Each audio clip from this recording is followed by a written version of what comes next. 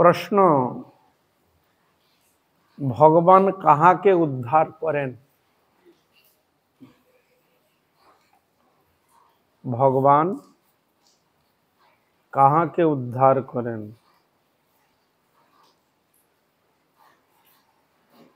उत्तरे बोलছেন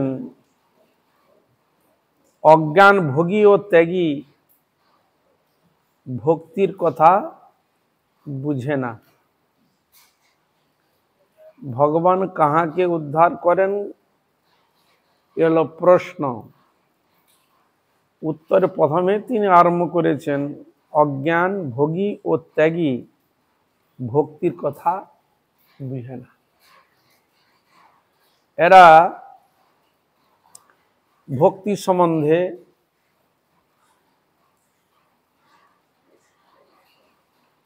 এরা বিশেষ কিছু জানে না, বুঝে না। ভক্তি জিনিসটা কি বুঝতেও চায় না, জানতেও চায় না, প্রবেশও করতে চায় না। এই জন্য এক কথায় বলে দিলেন অজ্ঞান ভোগী ও ত্যাগী ভক্তির কথা বুঝে না। যারা অতি বৈরাগী বা শুষ্ক জ্ঞানী বা ত্যাগী তারা ভগবত ভজন বুঝতে পারবে না।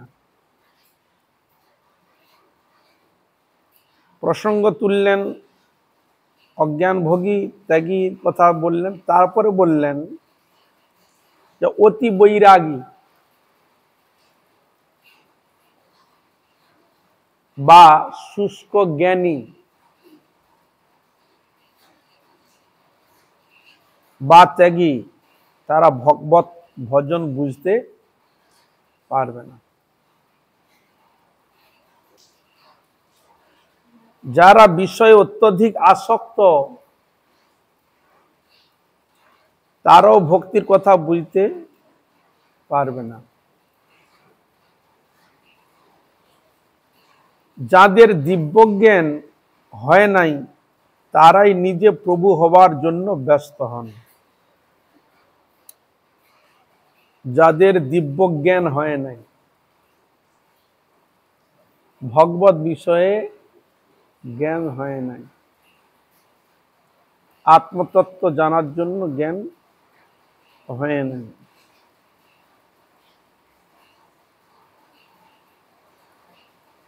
তারাই নিজে প্রভু হবার জন্য ব্যস্ত হয়। তারা নিজেরা প্রভু হতে চায়। কেন হতে চায়? জ্ঞান হয় নাই, ওই জন্য। দিব্য জ্ঞান হয় নাই বলে নিজে প্রভু হবার জন্য ব্যস্ত হয়।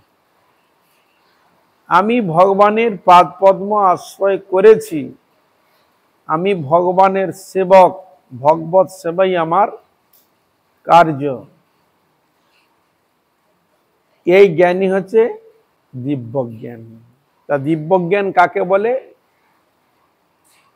আমি ভগবানের পাদ পদ্ম আশ্রয় করেছি, সদ্গুরু পদাশ্রয় করেছি, ভগবত ভজনে প্রবিষ্ট হয়েছি, আমি ভগবানের সেবক, ভগবত সেবাই আমার কার্য।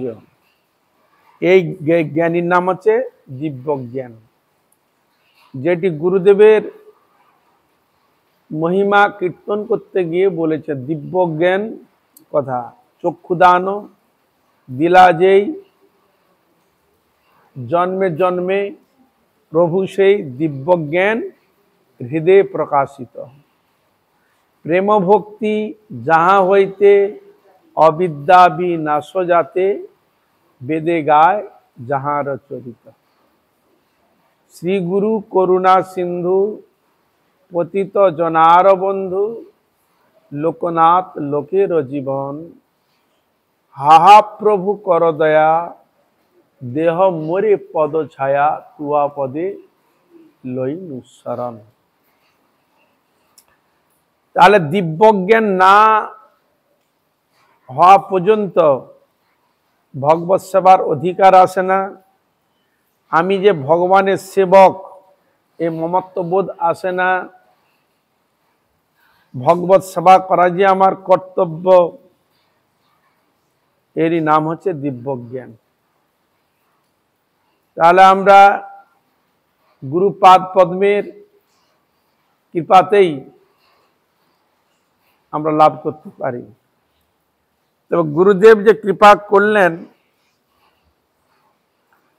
সেই কৃপাটা গুরু সেবা মাধ্যমে, ভগবানের সেবার মাধ্যমেই দিব্যজ্ঞান পরিপুষ্ট হয়।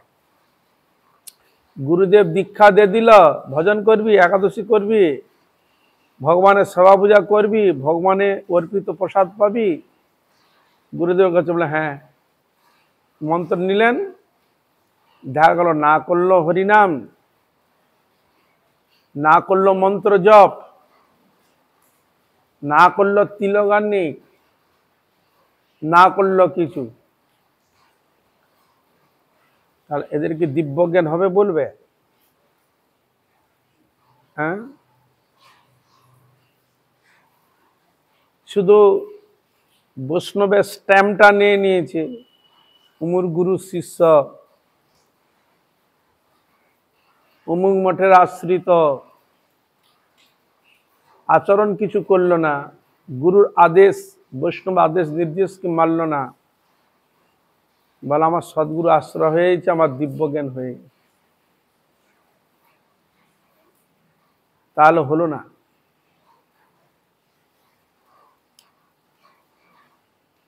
গুরু কৃপাতেই দিব্যজ্ঞান লাভ হয়।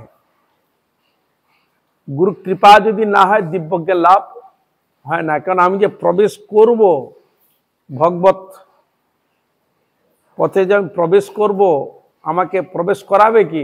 গুরুদেবই প্রবেশ করায়। সদ্গুরু আশ্রয় করা মানে তুমি প্রবেশ করলে।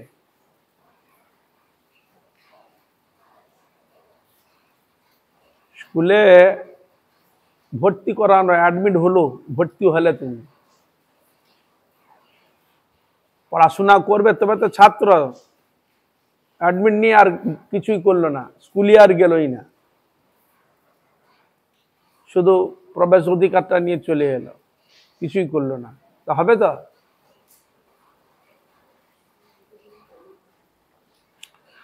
এর জন্য এই বিচারটা যদি আমরা দেখি, দিব্যজ্ঞানের শব্দটা যখন সংযোজন হয়েছে, বিচার যদি করে দেখা যায় যে দিব্যজ্ঞান শব্দটি আমাদের কাছে যখন মানে জল ভাত হয়ে গেছে, মানে কোনো ব্যাপারই না।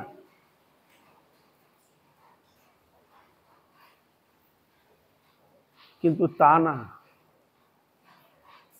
এ অত্যন্ত গূঢ় বস্তু। এই দিব্য জ্ঞানটা অত্যন্ত মানে কি বলবো,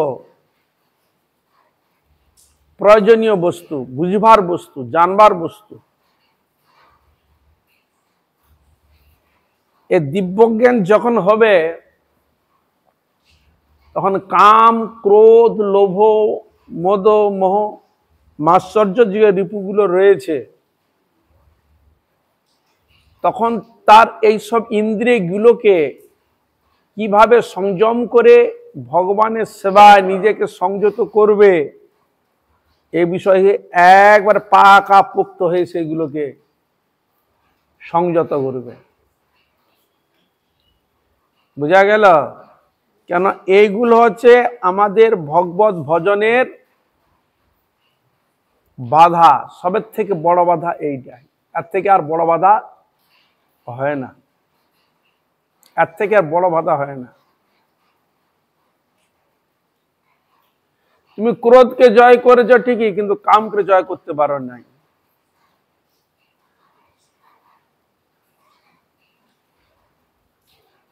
যদিও তুমি ক্রোধকে জয় করতে পেরেছ, লোভকে জয় করতে পারো নাই। লোভকে যদিও তুমি কিছুটা সংযত করতে পেরেছ, মোহকে তুমি কি করতে পারো নাই। মোহ যদিও ওগুলোকে তুমি কিছুটা কন্ট্রোল করতে পেরেছ, মাৎসর্যকে তুমি কন্ট্রোল করতে পারো নাই। দেখুন মাৎসর্য বেশি আছে কিনা। কারো ভালো দেখতে পারে না, যত যাই বলুক না কেন। ভালো দেখতে পারে না, ঈর্ষান্বিত ভাব প্রকটিত হয়। তার দিব্যজ্ঞান কি এত সোজা নাকি? এই দিব্যজ্ঞানের উপর যদি জোর দেওয়া যায়, আমি কতটা ভগবত ভজনে দিব্যজ্ঞান লাভ করে নিজেকে আমি প্রতিষ্ঠিত হতে পেরেছি, এই দিব্যজ্ঞানটাকেই নিয়ে যদি বিচার করা যায়, দেখবেন বিচার করে দেখলে আমার কিছুই হয় নাই, লবডঙ্কা। আম অনেক সময় দেখতে পাই খুব গরম যখন বাইরে লাল টকটকে হয়ে যায়, বাইরে লাল টকটকে, মনে হয় যেন পেকে গেছে, পেড়ে দেখো পাকেনি, কাঁচা, ভিতরে কাঁচা, বাইরে লাল টুকটুকে হয়ে গেছে, পেকে গেছে একবার। সেরকম জগতের বাইরে থেকে ভাব দেখানো আমার দিব্য জ্ঞান হয়েছে, আমার সদ্গুরু পদাশ্রয় হয়েছে, আমি অনেক কিছু করছি, নানা রকম ভাবভঙ্গি দেখায়। কিন্তু যখন দিব্যজ্ঞান সম্বন্ধে যখন বিচার করে দেখবে, দিব্যের ওই দয় দীর্ঘই নাই, উঠে চলে গেছে,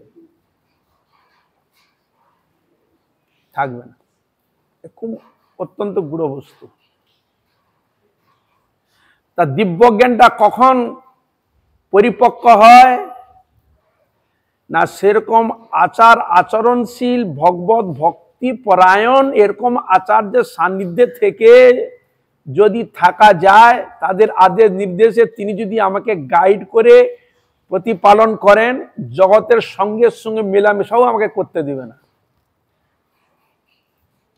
যেমন ছোট বাচ্চাকে বেশি গাইড কেন করা হয় না, ওই ছোট থেকে যদি দুষ্টু ছেলের সঙ্গে মিশে তো তার চরিত্রটা খারাপ হয়ে যায়, দুষ্টু হয়ে যায়।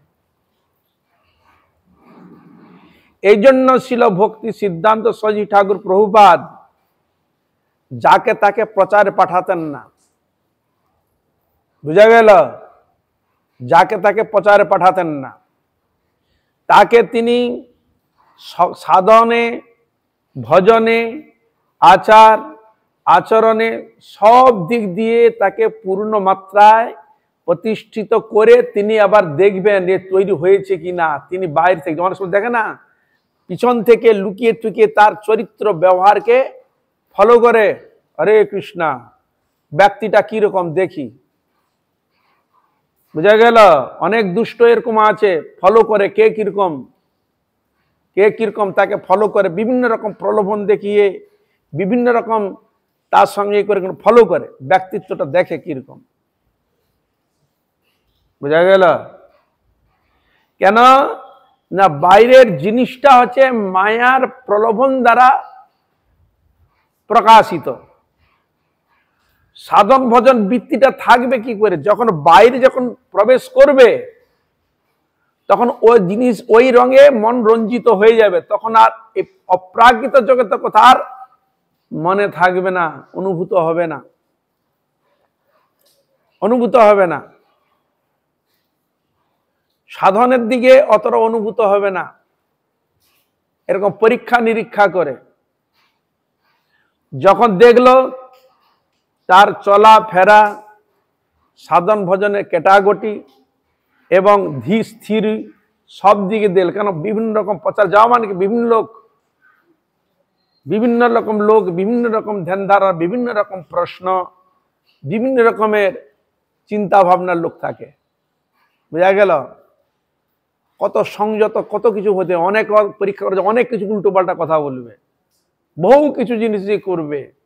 তাহলে জাগতিক এবং পারমার্থিক উভয় বস্তুকে পাশাপাশি রেখে নিজে চলছেন, কিন্তু একদিকে জড় জগতের আর একদিকে গুরুর তার সাধন ভজনের আদেশ, এই দুটিকে দুপাশে থাকবে, মাঝখান দিয়ে আমি চলছি, এই রাস্তা দিয়ে আমি চলছি। এদিকে জড় জগতের প্রলোভনের দ্বারা আমার মনকে ওদিকে নিয়ে যাওয়ার চেষ্টা করবে,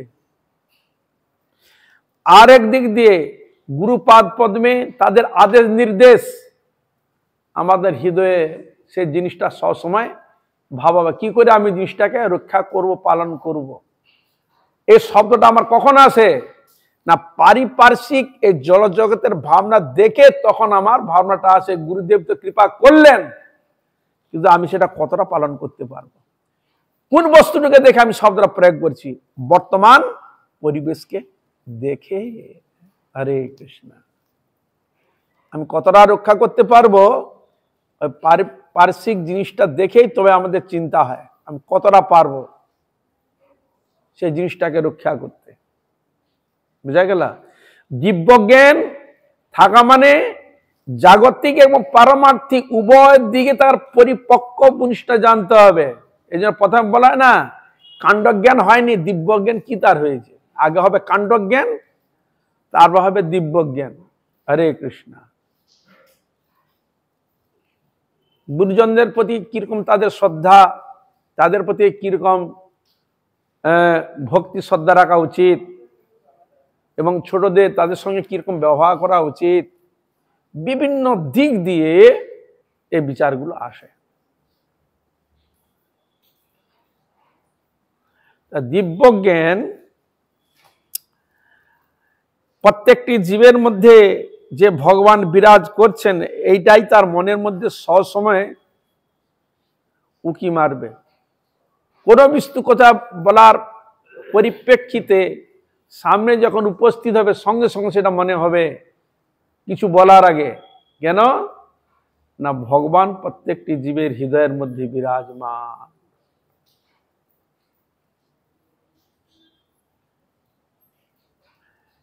তা এই জন্য ভগবত সেবাই আমার যে কার্য, এ বিবেকটা দিব্য জ্ঞান হলে আসে।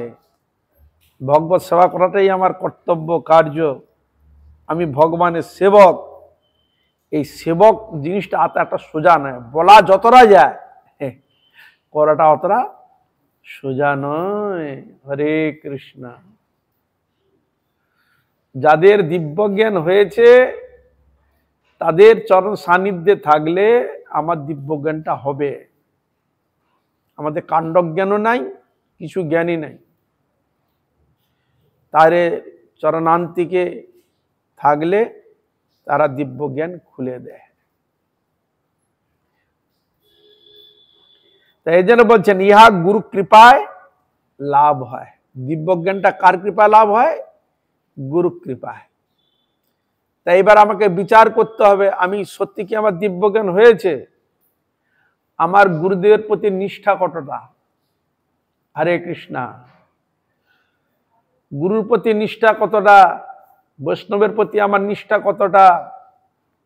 ভগবানের প্রতি আমার নিষ্ঠা কতটা? আমি মনকে গুরুদেবের চরণে কিরকম ভাবে নিজেকে রাখি, স্মরণ চিন্তন করি? ভগবানের চরণ আমি কতটা স্মরণ করি? দেখাই যাচ্ছে কোন রকম মন্ত্র জপ করে দিয়ে মন ঘুরিয়ে বেড়াচ্ছে, কোন রকম, যেহেতু গুরুদেব দিয়েছে, কোন রকম মন্ত্র জপ, কোন রকম হয়তো ঠিক মতো হয়নি জপ, কোন রকম জপ করে দিয়ে উঠে চলে মন তো অন্যদিকে ঘুরে বেড়াচ্ছে। মন হাতে শুধু মন্ত্রের ইটা ধরা আছে, মন কিন্তু হয়তো বসছে না, মন ঘুরে বেড়াচ্ছে। তাহলে এটা কি দিব্য জ্ঞানের পরিচয়? তাহলে একটা আহ্নিক জিনিসটাকে যদি গুরুবর্গের সিদ্ধান্তে যদি আমরা দেখি, এই আহ্নিকটাকে ভগবানকে স্মরণযুক্ত করে বেশ কিছুটা টাইম লাগে। শুধু মন্ত্র জপ করেও হবে না, মন্ত্র জপ করার পর ভগবানের উদ্দেশ্যে প্রণাম, তার স্তুতি মানে তার বন্দনা এবং স্মরণ, জয় স্মরণ, এটা করতে একটা টাইম লাগে। মুখে বলছি জয় শ্রী শ্রী গুরু গৌরাঙ্গ গিরিধারী গোবিন্দ গোপীনাথ মদন শ্রী শ্রী রাধা বিনোদ বিহারী জয়, এটা মুখস্থ আছে, ঝটকে বলে যাচ্ছে। কিন্তু এটা সম্পূর্ণ গুরু বলার সঙ্গে সঙ্গে মন গুরুদেবের চরণে বসে যাবে, স্মরণ যুক্ত হয়ে মন বসে যাবে।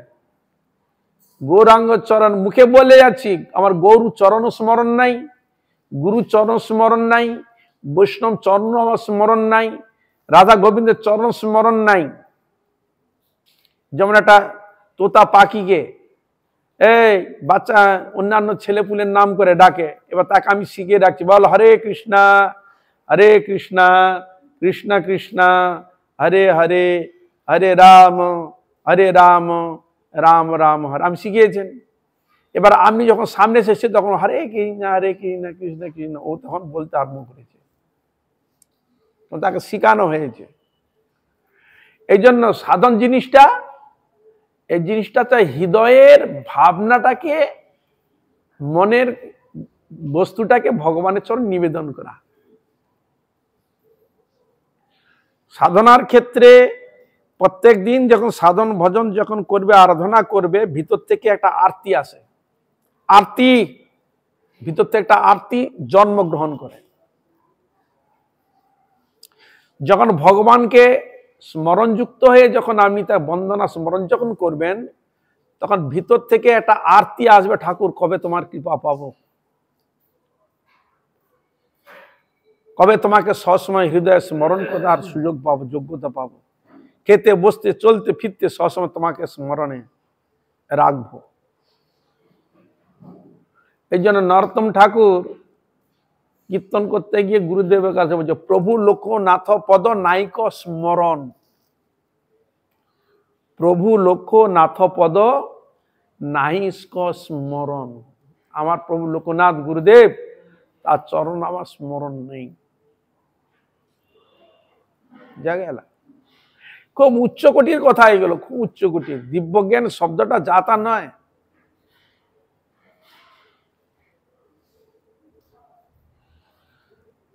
বদ্ধ জীবের ক্ষেত্রে সাধন ভজন করা বড়ই কষ্ট, বড়ই কষ্ট। মন লাগলে তো ভজনটা হয়, মন লাগছে না ভজনে। ক্ষুধা যদি লাগে, হরে কৃষ্ণ, ওই মন চলে গেছে খাওয়ার দিকে, তখন মন্ত্র জপ করলে কি আর হবে? মন্ত্র মন্ত্র জপ করতে মন বসবে?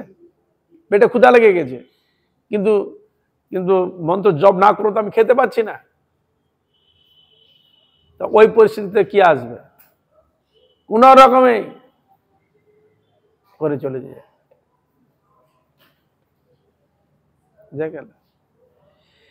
এই জন্য গুরু কৃপায়, এই জন্য আমাদের গুরুবর্গের প্রায় দেখি তার সবসময় স্মরণে থাকতেন। চুপচাপ বসে আছে, এমনি কিন্তু বসে নাই, চুপচাপ বসে ভগবানকে স্মরণ করছে। ছিল মহারাজকে দেখতাম মাঝে মাঝে শুয়ে পড়ছে, শুয়ে দিবে ওং সুন্দর অষ্টোত্তর শিষ্য ভক্তি প্রজ্ঞান কিশোর গোস্বামী মহারাজ জয় যুক্ত হোক, জয় যুক্ত হোক, জয় যুক্ত করে নমস্কার।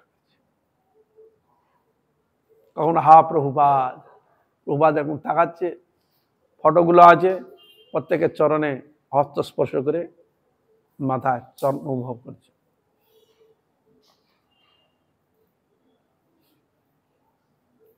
বুঝা গেল? হরে কৃষ্ণ। এই জন্য সাধনের ক্ষেত্রে জপ আদি মন্ত্র আদি করার ক্ষেত্রে গিয়ে একটু সময় দিতে হবে। সময় দিয়ে মন্ত্রটা জপ ঠিকমতো হবে, স্মরণ যুক্ত করে মন্ত্রটা জপও হবে, স্মরণও হবে, জয়ধ্বনিও হবে, এবং ভগবান শ্রী গোবিন্দের নামও হবে। স্মরণযুক্ত হয়ে যেটুকু করা যাব, তখন আমাদের হৃদয়ের মধ্যে যেসব দোষ ত্রুটিগুলো থাকে মনের মধ্যে, সে ত্রুটিগুলো দূরীভূত হয়। কিসের দ্বারা? স্মরণের দ্বারা, মন্ত্র জপের দ্বারা। মন্ত্র যদি জপ ঠিক মতো হয়, তাহলে মনের গতিবিধি কিন্তু কন্ট্রোল থাকে। মন্ত্রকে এই যে বলছেন মননাথ ত্রায়তে ইতি মন্ত্র, মনের গতিবিধিকে ত্রাণ করার জন্য এই জন্য মন্ত্র দিয়েছে। তো মন্ত্র জপ করে মন সংযুক্ত করে মন্ত্র জপ করতে হয়, মননশীল। যখন মন্ত্রটা রোজ যখন মানে ভক্তি শ্রদ্ধা সহকারে নিয়ম নিষ্ঠা করে জপ করবে, তখন যে মন খুব চঞ্চল ছিল, অস্থিরতা ছিল, তখন আর অস্থিরতা হবে না, কন্ট্রোলে এসে যায়। এই জন্য ত্রিসন্ধ্যা মন্ত্র জপ সকাল তাহলে 24 ঘন্টা করেছে, 8 3 24, ডিস্টেন্স হচ্ছে 8 ঘন্টা করে। আমার গড়ের মধ্যে চঞ্চল 8 ঘন্টা চঞ্চলতা প্রাপ্ত করে। তো এই সকাল থেকে তুমি যেটা জব করলে 8 ঘন্টা মনকে কন্ট্রোল রেখে দিলে ভজনের মাধ্যমে, আবার একটু অস্থির হয়ে গেল, হরে কৃষ্ণা। এবার দুপুরের, তখন ওইটা আর আধ ঘন্টাকে টেনে নিয়ে এলো। আবার সন্ধ্যায় যখন করা হলো, আবার আধ ঘন্টা টেনে, মানে 24 ঘন্টা পুরো কমপ্লিট করে দেয়। মনের গতিবিধিটাকে বেঁধে রেখে দেয়। মন এত পাগল, মনকে চঞ্চল চঞ্চল খুব, তো সহজে আটকানো যায় না, এই জন্য মন্ত্র দিয়ে ওকে আটকানো হচ্ছে।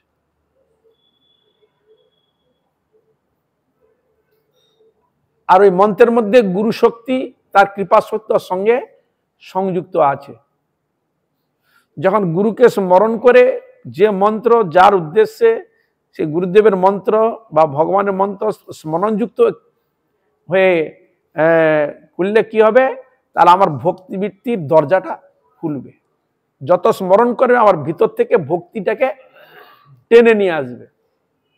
ভিতরে যে আমাদের নানা রকম বাসনার দ্বারা ভক্তি বৃত্তিটাকে আচ্ছাদন করে রেখেছে, স্মরণযুক্ত হলে মন্ত্রের শক্তির দ্বারা ভক্তি বৃত্তিটাকে আকর্ষণ করে, গুরুচরণ আকর্ষণ করবে। ভক্তিটা কাকে দিবে? গুরুদেবকে দিবে। তো ভক্তিটা তোমার আছে কোথায়? হৃদয়ে রয়েছে, মনের মধ্যে সে জিনিসটা রয়েছে, ভক্তি বৃত্তিটা। স্মরণযুক্ত যখন করবে, তখন ভক্তি বৃত্তিটা গুরুদেব চরণকে সমর্পণ করবে। তখন তুমি অনুভব করতে হবে, যেন আমার ভগবানকে যেন প্রণাম করি, মাথাটা কোথায় রয়েছে, যেমন রাধা গোবিন্দের চরণ বা গুরুদেবের চরণে আমি মাথা রেখে প্রণাম করছি। তখন তুমি যেন দেখতে পাবে, যেন আমার মনের জন্য একটা বডি, আমার মতো একটা বডি, সেও যেন গুরুদেবের চরণে পড়েছে, অনুভূত। এই জন্য আমরা মানুষকে যেন শিক্ষা দিই, এইভাবে করো, এইভাবে চলো, এইভাবে করো। সেরকম মনকে শিক্ষা দেওয়ার জন্য আবার মনশিক্ষা বলে ইও রয়েছে, কীর্তন রয়েছে, মনশিক্ষা। ভজ রে মন, তুমি অতি মন্দ, ভাবনা ভাবনা মন, তুমি অতি দুষ্ট। এই কীর্তনগুলো রয়েছে, মনশিক্ষা দিচ্ছে।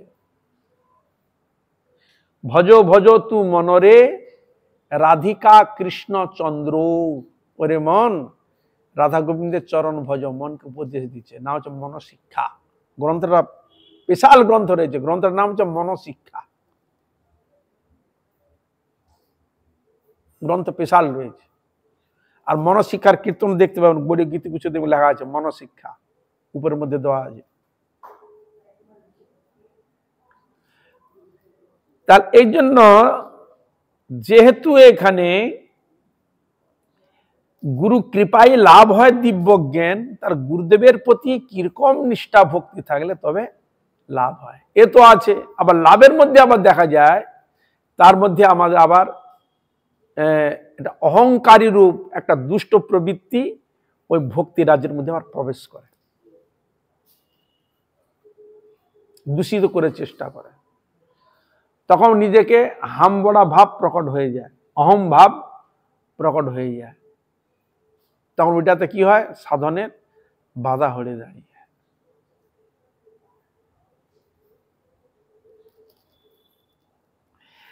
এর জন্য বলছেন, ইহা গুরু কৃপায় লাভ হয়। যে ভগবানকে ছাড়ে না, ভগবানও তাকে ছাড়ে না। গুরু কৃপাতে ভগবান যে তিনি আমার আরাধ্য বস্তু, এ পাকাপোক্ত জ্ঞান, দিব্য জ্ঞান কার মাধ্যমে হয়? গুরু কৃপাতে হয়। তা গুরু কৃপা, গুরু সেবার মাধ্যমেই হয়। এই জন্য শিব ঠাকুর ওই ভজনের কথা বলতে গিয়ে ভগবানকে যে পাওয়া যায় খুব তাড়াতাড়ি, কার আরাধনা করলে, তখন বলছে তদিয়া নাম সমর্চনম।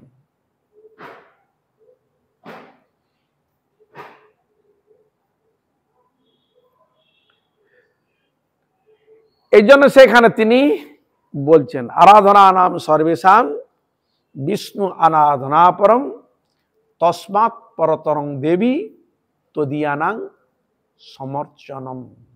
তদিয়াং মানে ভগবানের ভক্ত। তার এই জন্য তদিয়ানাম সমর্চনম, তাহলে এখানে আমাদের গুরু পদ্মই হচ্ছে আমাদের সাহারা। তাহার সেবার মাধ্যমে ধীরে ধীরে আমি এখন ভগবানকেও চিনি না, ভগবান আমাকে আমি জানি না, গুরুদেব বলেছেন, কিন্তু আমার তো মন তো বসে না। এই গুরু সেবা করতে করতে গুরুর কৃপাতে তখন আমি যে কৃষ্ণের দাস, ভগবানের দাস, এটা আমার অনুভূত হয়। আর যতক্ষণ না দাস অনুভূত না হচ্ছে ততক্ষণ ভগবানের প্রতি ভালোবাসা প্রীতি জাগে না, হওয়াটা স্বাভাবিক। সম্বন্ধ করে দিলে কি হবে, পাকাপোক্ত হয় না, বুঝা গেল?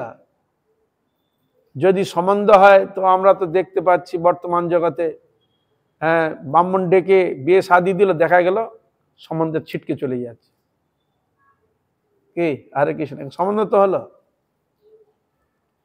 সম্বন্ধ কার সঙ্গে? ভগবানের সঙ্গে। কে সম্বন্ধ করা? ঘটক রূপে কে? গুরুপাদ। সে তো দিয়েই দিলেন। কার সঙ্গে সম্বন্ধ করে দিলেন? ভগবানের সঙ্গে জুড়ে দিলেন। জুড়ে দিয়ে বলে তোমার বন্ধনটা আর পাকাপোক্ত হবে, আমি তোমাকে এই উপদেশ এবং মন্ত্রগুলো দিয়ে যাচ্ছি, এই মন্ত্র এবং উপদেশ তুমি পালন করবে, করলে তাহলে গুরু গৌরাঙ্গ ভগবানের প্রতি তোমার আসক্তি বন্ধনটা আরো পাকাপোক্ত গাঢ়। সেবা করতে করতে যদি আসক্তি ভাব প্রকট যদি না হলো, তাহলে সেটা কিসের সেবা হলো, কিসের ভোজন হলো? হরে কৃষ্ণ। হ্যাঁ, ভগবানের সেবা করতে করতে ভগবানের প্রতি এটা খুব আসক্তি অনুভব করবে প্রত্যেক মুহূর্তে। যেমন মায়ের ছোট সন্তান, সে যে ক্ষণিকের জন্য যদি সন্তানকে কারো কাছে রেখে চলে যায়, তার মন সবসময় সন্তানের কাছে পড়ে থাকে, মনটা পড়ে থাকে, কি করলো, দেখলো না, কি করলো, কি এরকম সবসময় মনটা পড়ে থাকে।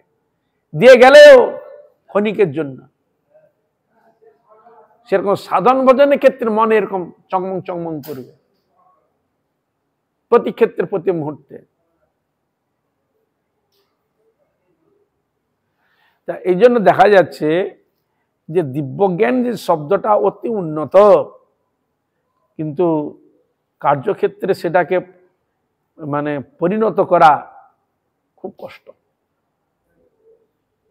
যদি সবসময় একটা গাইডে থাকা যায়, হ্যাঁ, মানে প্রতি মুহূর্তে প্রতি ক্ষেত্রে ওই ছাড়া অন্যদিকে মনকে সংযুক্ত করবে না, তবে অত্যন্ত গাইড পূর্ণভাবে করতে হবে। মানে বাইরের জড়জগতের বাইরের বস্তুটা যেন তার হৃদয়কে যেন নোংরা না করে, মনটা যেন ওইদিকে না চলে যায়। তো মন তো সবসময় বন্ধন খোলা, সে তো দুনিয়া সব দিকে দুনিয়ার ঘুরে বেড়াচ্ছে। দুনিয়া থেকে ঘুরে এসে কি মনকে গোবিন্দের চরণ রাখা তো সোজা সম্ভব?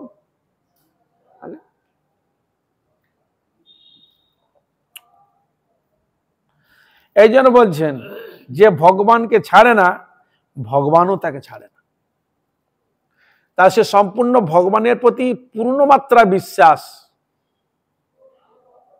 মানস দেহ গেহ যো কিছু মোর, ওর পিল তু আপদে নন্দ কিশোর। মা রবি রাখবি যো ইচ্ছা তোহারা, নিত্য দাস প্রতি তোমা অধিকারা। তোমার সেবায় দুঃখ হয় যত, সেও তো পরম সুখ। সেবা সুখ দুঃখ পরম সম্পদ, নাশয় অবিদ্যা দুঃখ। তুমি তো আমার, আমি তো তোমার, কি কাজ অপর ধনে। তুমি তো আমার, আমি তো তোমার, কি কাজ অপর ধনে।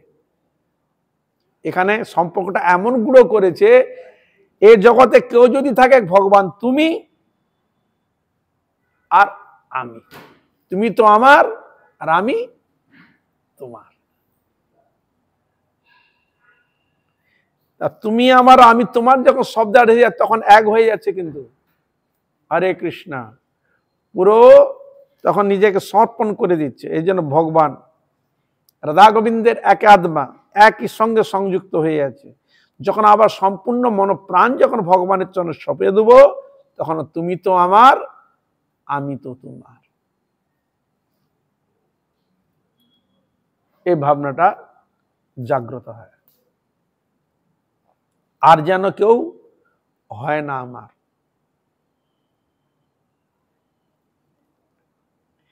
সেবারত ব্যক্তি ভগবানকে পাবেই, সেবারত ব্যক্তি ভগবানকে পাবেই,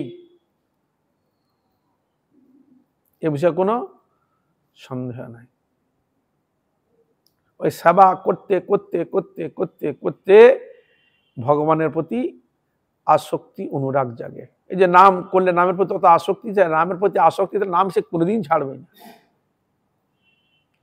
যতক্ষণ ঝলায় আছে হরে কৃষ্ণ কৃষ্ণ কৃষ্ণ হরে হরে, হরে রাম রাম রাম হরে, ঝলা যখন আমি রেখে দিলাম আর মুখে হরে কৃষ্ণ কৃষ্ণ কৃষ্ণ হরে হরে, হরে রাম রাম, আর মুখে আর ওই নাম আর আসছে না।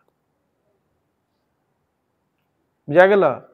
নামে আসক্তি যখন আসবে তখন নাম যতক্ষণ জপে করলে একটা কাউন্টিং দিয়েছে, করতেই তো হবে। তো নাম মালা ছেড়ে দিলেও অটোমেটিক মুখ নাম করবে, হরে কৃষ্ণ কৃষ্ণ কৃষ্ণ হরে হরে, হরে রাম রাম রাম হরে হরে, অটোমেটিক চলে আসবে।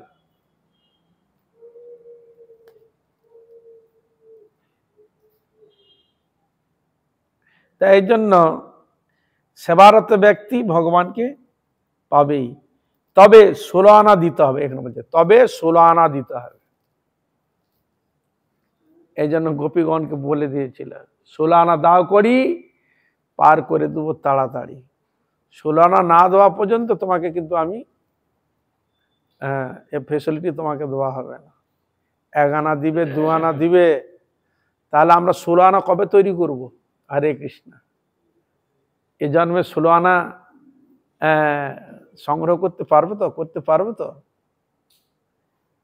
হ্যাঁ, এইটুকু যে দেখা যাচ্ছে 1 আনা হোক 2 আনা হওয়া যাই হোক, বহু বহু জন্মের অনেক কৃপার ফলে, সাধুগুরু বৈষ্ণবের ফলে একটা মায়া সংসার গর্ত থেকে উঠে এসে পড়েছে, তারা টেনে নিচে এত দূর নিয়ে এলেন।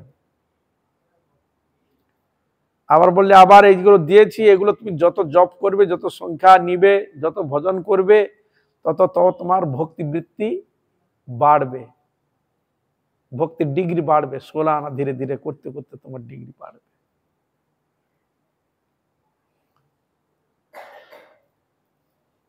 এই জন্য কত জন্ম যাবে তার ঠিক নেই। প্রথমে আরম্ভ হচ্ছে তোমার উপাস্য নির্বাচন করতে অনেক সময় চলে যায়। কে আমার বৎস রাধা গোবিন্দের ভজন করলে যে আমার সব হবে, অনেক দেবদেবী আছে, তবে এতদিন করলাম তাকে কি আর ছেড়ে আবার রাধা গোবিন্দের ভজন করতে পারি? এতদিন ধরে এসছি, কত কিছু এসছি, মন সেখানে আছে, মনকে আবার সম্পূর্ণ কৃষ্ণকে দিতে পারছি না। হরে কৃষ্ণ, এখানে আবার সংশয় তৈরি হচ্ছে, মন মেনে নিচ্ছে না অনেক ক্ষেত্রে, এক ব্যাপার। আবার গুরুদেব যে জিনিসগুলো দিয়ে গেছেন তার প্রতি এবার নিজেকে সম্পূর্ণভাবে মনোনিবেশ করে সাধনে নিজেকে ঠিকভাবে আচরণ করতে পারছি না, সেও আর বাধা। তা এরকম বাধা ঠেকাঠেকি খেতে খেতে খেতে খেতে জীবন অন্তিম কাল, কখন জীবন প্রদীপ কার কখন নিভে যাবে সে বলা খুব দুষ্কর, সেও ই করা যাবে না, সম্ভব না। তথাপি ঈশ্বরের কৃপায় যদি বেঁচে থাকে সেও না কিছু সংগ্রহ করবে, কিন্তু যতক্ষণ না 16 আনা সংগ্রহ করতে না পারছ ততক্ষণ কিন্তু আবার ওই যেতে হবে আর আসতে হবে, যেতে হবে আর আসতে হবে। 16 আনা যখন ভগবানকে দেওয়া যাবে, ভগবান যখন হ্যাঁ তুমি আমাকে ঠিক 16 আনা দিচ্ছ নিষ্কপটে, ভিতরে কপটতা রেখে বাইরে আমার 16 আনা হয়ে গেছে, বাইরে বলছি, অন্তর থেকে নিষ্ঠা নাই, হবে না। ভগবান দেখে তোমার মন এবং বাই দুটোই দেখবে, অন্তর বাইরে সমব্যবহার, অন্তরও দেখবেন বাইরে দেখবেন, ভিতরে একরকম বাইরে একরকম, তাহলে হবে না। তা এই জন্য 16 আনা দিতে হবে, নতুবা ঠকে যাব।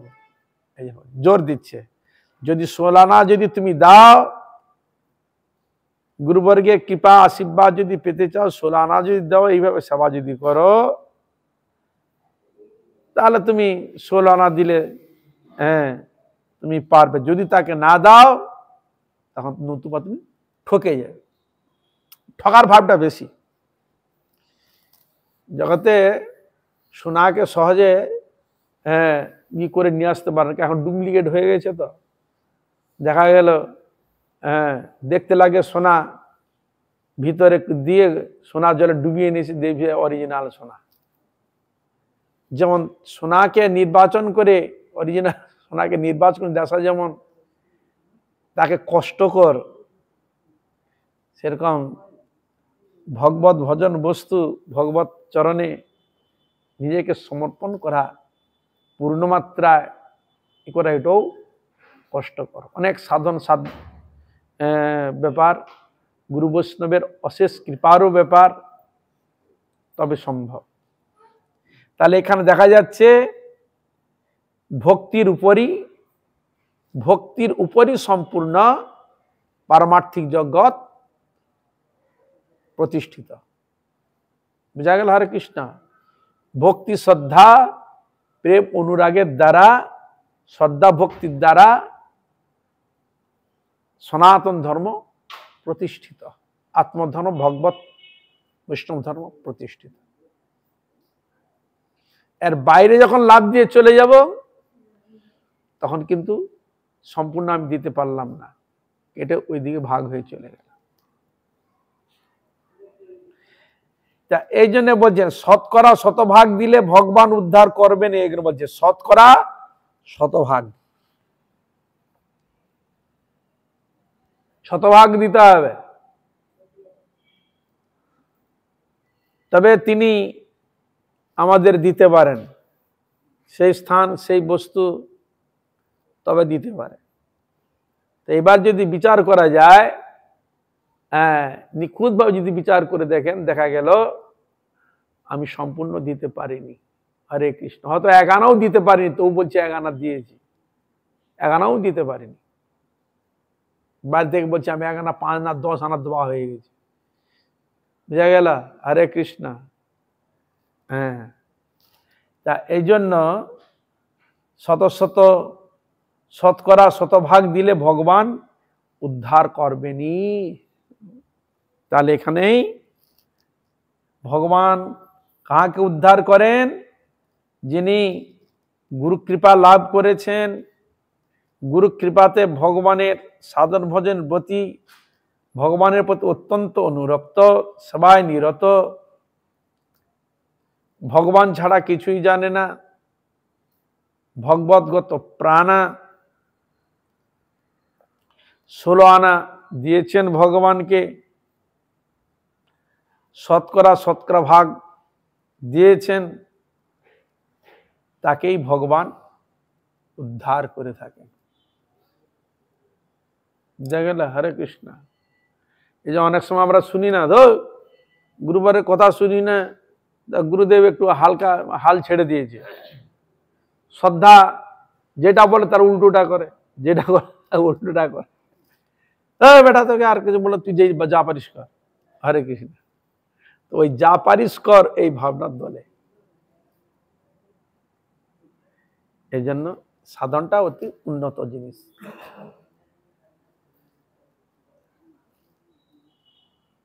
এই জন্য ভগবান শ্রীকৃষ্ণ গুরুবর্গ যেন কৃপা করেন, বৈষ্ণবগণ কৃপা করেন, যাতে ভগবানের চরণে, গুরু বৈষ্ণবের চরণে অহৈতুকী ভক্তি শ্রদ্ধা যাতে লাভ করতে পারি, আমাদের যাতে উন্নতি হয়, গোবিন্দের প্রতি যাতে ভক্তি শ্রদ্ধা জাগে, এরকম ভাবনা নিয়ে যদি এগোতে পারি, তাহাদের সকলের কৃপা আশীর্বাদ নিয়ে যাই, তবে কিছুটা সম্ভব হয়।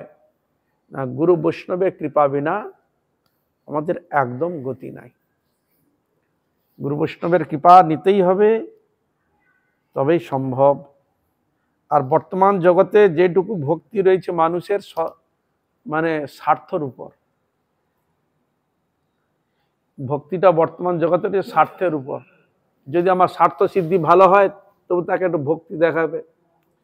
যদি দেখা যাচ্ছে আমার স্বার্থ সিদ্ধি কিছু হচ্ছে না, তখন তাকে অভক্তি করছে।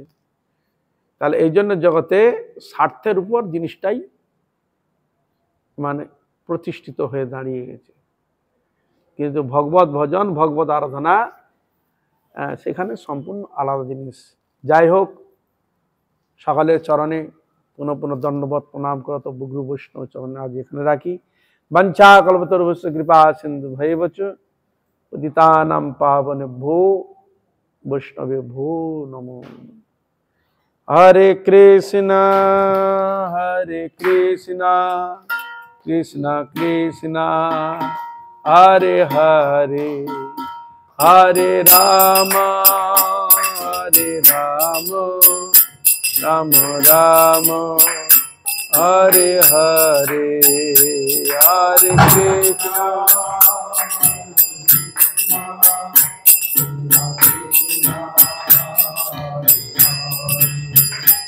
হরে রাম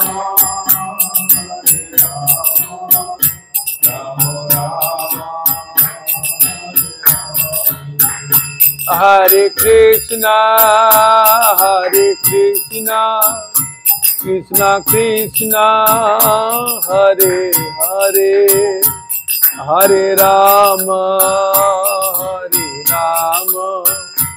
রাম রাম হরে হরে।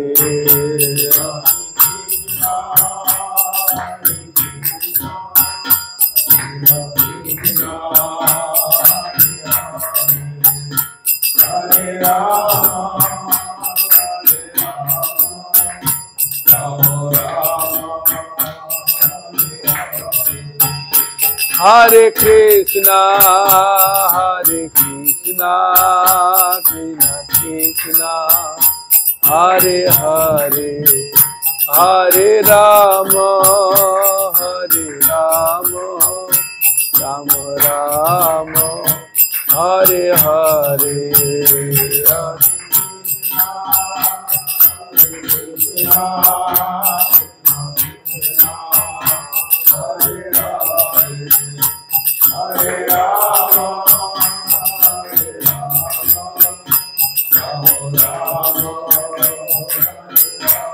जय गौर हरि बोल, हरि बोल, हरि बोल, हरि बोल।